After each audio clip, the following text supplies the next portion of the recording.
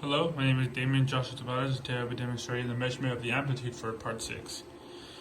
So we have here on the breadboard is the setup for the non-inverter for part 6.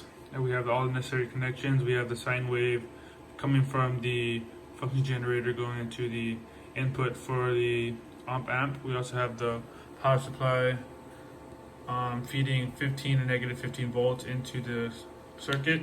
And we have the oscilloscope connected to the input and the output to measure the sine waves that are coming out of the op amp and going into it. So we will now be demonstrating the output and input response for the frequency response at 500 hertz. As you can see here, we have the function generator already set up for 500 hertz. And all we have to do now is come to the oscilloscope. So essentially what you want to do here is you can clear these measurements.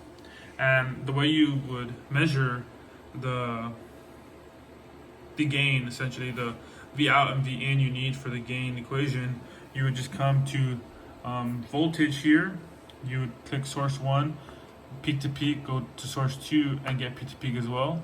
And these measurements you would plug into the equation, and you'll see how I do that right here. As you can see, the gain equation for in decibels equals 20 log base 10 V out divided by V in. At 500 hertz, this will give you the max this value for the gain can be. So as you can see here, we input these numbers into it and we find that our gain in decibel is 16.58. So if you want to check the 3 dB point, you will have to do that by measuring as we did in part 6. But since I've already measured it, it is actually, for mine, it is at 100 kilohertz. So we will have to do some turning here. Get up there, shouldn't take us too long. So we've gotten here. And now what you'll do here is you'll run, and then you'll see this and you'll auto scale.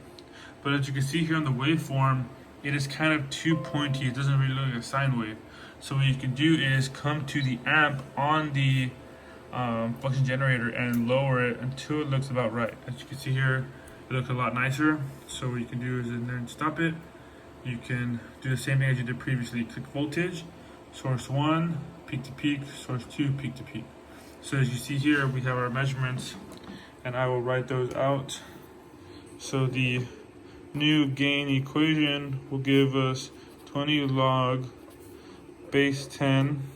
Our measurements are 2.156 volts divided by 468 millivolts. And when you put this into the calculator here, I already have some pre-measurements that were done previously. 2.156 divided by 468.